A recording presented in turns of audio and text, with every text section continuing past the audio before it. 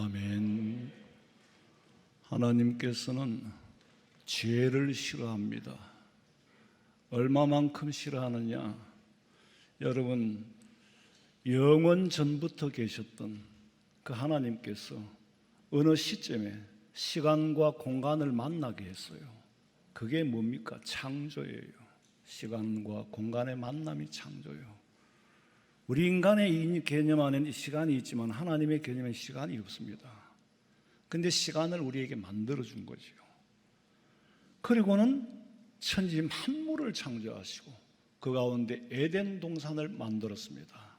에덴 동산이 하늘에 있는 추상적인 공간이 아니에요. 지금 이란, 이라크 그 중동 지역에 에덴 동산을 만드신 거예요. 천지 만물은 다 만들었고 마지막에 에덴 동산에 만드시고 하나님께서 사람을 만들었어. 누구요? 아담이죠. 아담이라는 말은 사람이라는 말이에요.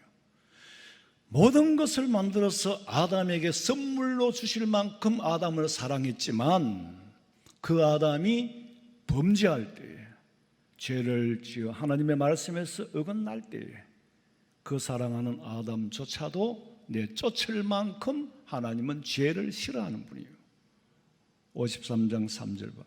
그는 멸시를 받아 사람들에게 버림받았으며 간고를 많이 겪었으며 질고를 아는 자라. 마치 사람들이 그에게서 얼굴을 가리는 것 같이 멸시를 당하였고 우리도 그를 귀히 여기지 아니하였도다. 에덴 동산에서 쫓아내시기 전에 사망 선고를 내렸잖아요. 죄의 값은 사망이니 흙으로 돌아가 죽을 것이라. 죽기까지도 죄가 사하여지지 않으면 지옥 갈 수밖에 없어요. 그래서 하나님은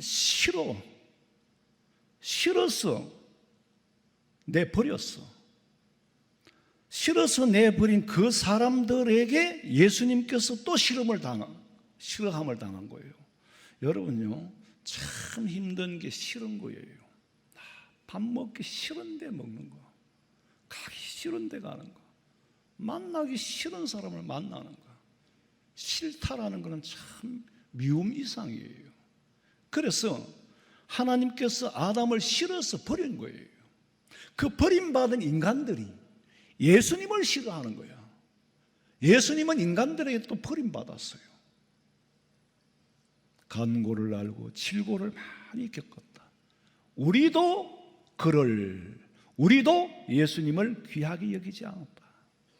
싫어버렸다라는 말은 뭡니까? 싫어서 버렸다는 거예요. 헌신짝처럼 싫어서 버린 거예요. 버림받은 우리를 살리시려고 하나님께서 또 공의만 가지고 계시는 것이 아니라 사랑도 가지고 계시잖아요. 싫어서 버렸지만 또 건져와야지 어떻게. 그래서 예수 그리스도 메시아를 이 땅에 보내신 줄로 믿으시기 바랍니다. 전해지는 말에 의하면 윤석열 대통령이 감옥에 이번에 두 번째 갔죠. 거기서 성경을 지난번에도 많이 읽고 지금도 읽는데요. 그러면서 교도관에게 하는 말이 성경을 읽느냐. 이 교도관은 옛날에 믿다가 낙심한 중에 있었는데 너무 띵 받은 거예요. 그래서 대통령 성경을 읽습니까? 성경을 읽는다. 시편 23장 1절 여호와는 나의 목자시니 내게 부족함이 없으리로다. 아니 대통령이 명예도 지위도 권력도 다 잃었는데 어떻게 여호와는 나의 목자시니 내게 부족함이 없다고 말할 수 있느냐 물었더니 다 잃었지만은 이전에 가졌을 때 누리지 못한 참 평안을 누리고 있다. 이런 거 다 잃었지만 이런 게 아니에요. 그보다는 참된 평안을 여기 말씀 속에 얻었다는 거예요. 이 평안이 여러분에게 임하시기를 주님의 이름으로 축원합니다. 예수님께서는 싫어서 버려진 우리를 건지시려고, 죄 때문에 싫어서 버린 우리를 죄의 값을 대신 지불하면 될 거 아니냐. 그래서 예수님이 몸을 바치고 살을 찢으시고 피를 흘리고 생명을 주신 거예요. 그 사랑이 얼마나 큽니까? 그래서 우리는 그 사랑을 찬양하지요. 그 거신 하나님의 사랑 말로 다 형용 못하네. 저 높고 높은 별을 이 낮고 낮은 땅 위에 거거신 하나님의 사랑 말로 다 형용 못하네. 저 높고 높은 별을 넘어 이 낮고 낮은 땅 위에 재범한 영혼 구하려 아들 보내사 화목제물 삼으시고 제 용서하셨네. 하나님 거신 사랑은 청량다무 못하네. 영원히 변치 않는 사랑 성도여 찬양하세. 에베소서 2장 14절에 보니까 그가 누굽니까? 예수님은 우리의 화평이신지라. 우리에게 화평을 만드신 분이라. 어떻게? 둘을 하나를 만들었어. 예수님과 나를 하나로 만들어서 연합하여 한 몸이 되었어. 하나님과 나 사이에 죄로 중간에 가로막힌 담을 자기 몸을 던져서 희생제물로 던져서 허물어 버렸어. 담을 허셨다. 그 예수님께서 자기 몸을 제물로 내어주신 결과는 에베소 2장 15절에 보니까 법조문으로 된 율법으로 된 계명을 완전히 폐하셨으니, 폐했다는 말은 없앴다는 말이 아니에요. 율법이 정죄한 죄의 값을 대신 지불하셨다. 그리고는 다시는 죄에 매이지 않도록 건져주셨다. 하나님의 나라로 이끌어내신 거예요.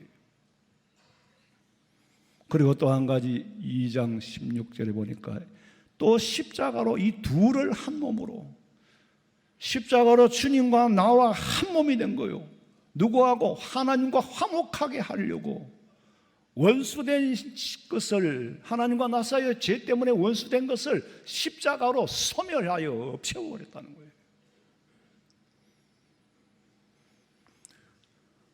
예수님께서 죽으실 때에 죄에 대하여서는 나도 함께 죽었다. 그게 성찬입니다. 여러분, 성찬식, 성례식 때마다 똑같은 말씀을 반복합니다. 왜? 잊으면 안 되니까. 성찬식 자체가 기념이에요. 기념하라는 거죠. 기억하라는 거죠. 여러분, 결혼식 기념일은 잘 하되, 하는 게 나쁘다는 얘기가 아니고, 저는 지금까지 한 번도 안 했어요. 못한 게 아니라 안 했어. 생일도 한 번도 해본 적이 없어. 자랑이 아니라 내 믿음이 그래요. 예수님 탄생이 중요하지 내 생일이 뭐가 그래 중요하다고 아들, 딸 다 끌어모아가지고, 그건 또 나쁘다. 오해는 하지 마시고. 예수님이 기념하라는 거예요. 잊지 말라고. 똑같은 말씀을 반복합니다. 똑같은 말씀을 반복해요. 기념해라. 웬 말인가 날 위하여 주 돌아가셨네. 기념하라는 거죠.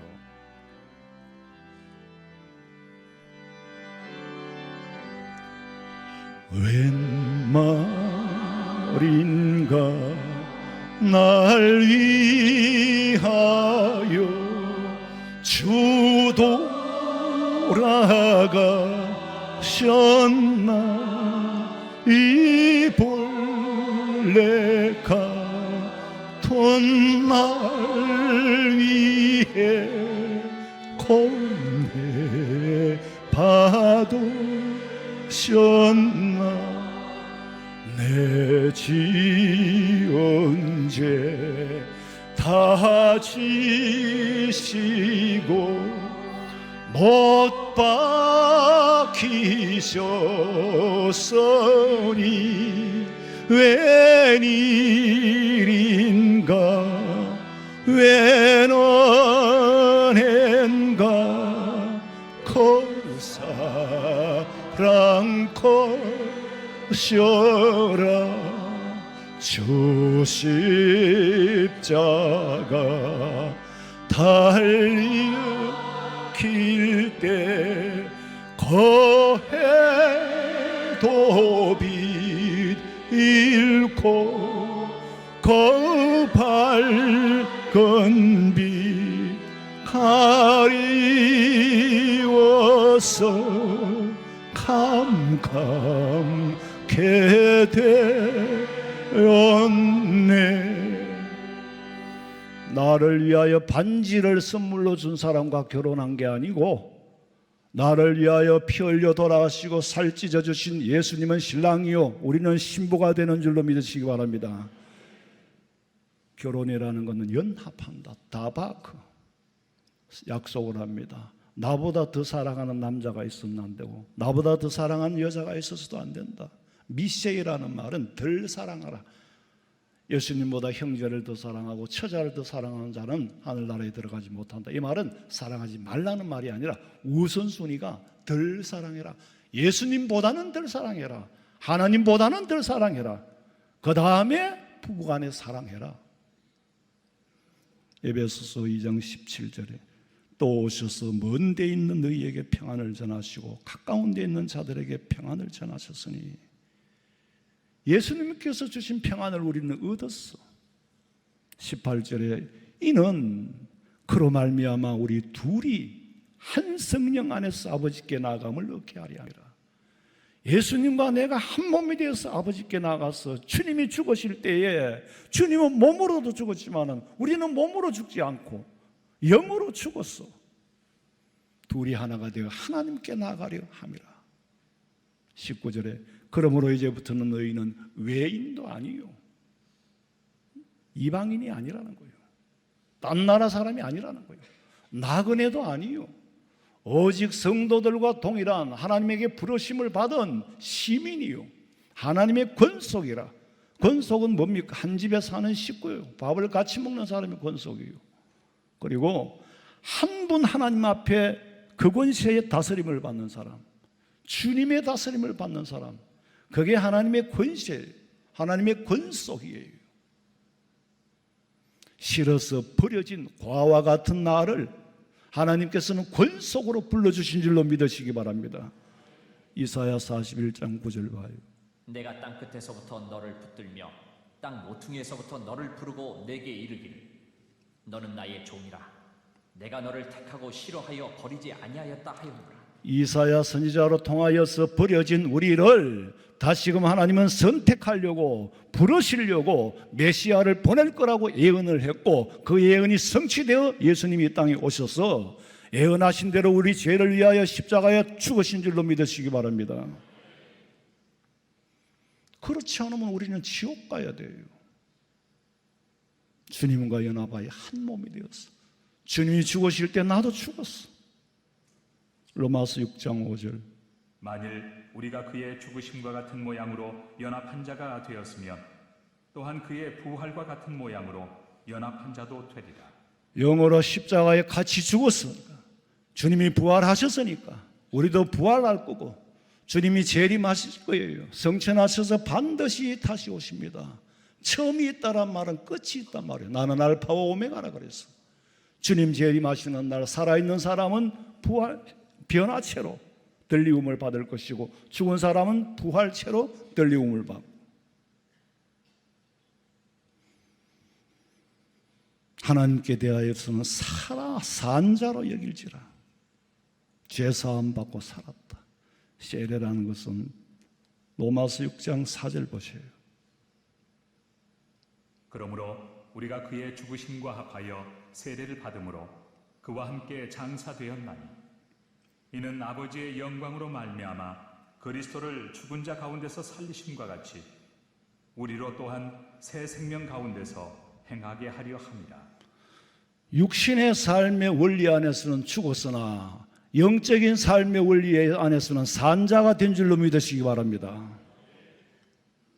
세례와 성찬은요, 세례를 받는 것도 말로 나는 제사함 받기를 원합니다, 주님과 연합하기를 원합니다라고 고백하는 것이 아니라 행위로 받는 거예요.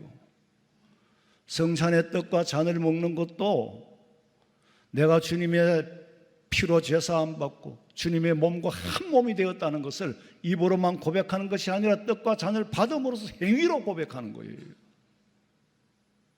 누가복음 22장 19절. 또 떡을 가져 감사기도 하시고 떼어 그들에게 주시며 이르시되 이것은 너희를 위하여 주는 내 몸이라. 너희가 이를 행하여 나를 기념하라. 기념하라, 기억하라는 거죠. 메모리 데이, 기억하라, 그날을 기억하라. 그러니까 같은 말씀을 계속해서 반복하는 거예요. 언제까지? 주님 앞에 서는 날까지, 주님 오시는 날까지. 고린도전서 11장 25절. 식후에 또한 그와 같이 잔을 가지시고 이르시되 이 잔은 내 피로 세운 새 언약이니 이것을 행하여 마실 때마다 나를 기념하라 하셨으니. 다른 말이 필요가 없어요. 잔을 받을 때 이것은 주님의 흘리신 보혈의 피고, 이 피로 말미암아 내가 육으로는 죽었지만 영의 원리 안에서는 산 사람이 되었다. 떡을 받을 때에 내가 지은 죄값으로 예수님께서 몸으로 제물로 드린 거예요. 그 바로 내가 드린 거다. 떡을 받으면 이건 주님의 몸이에요. 주님이 하나님 앞에 몸을 들여 제사한 것처럼 나도 거기에 하나가 됐다는 거예요.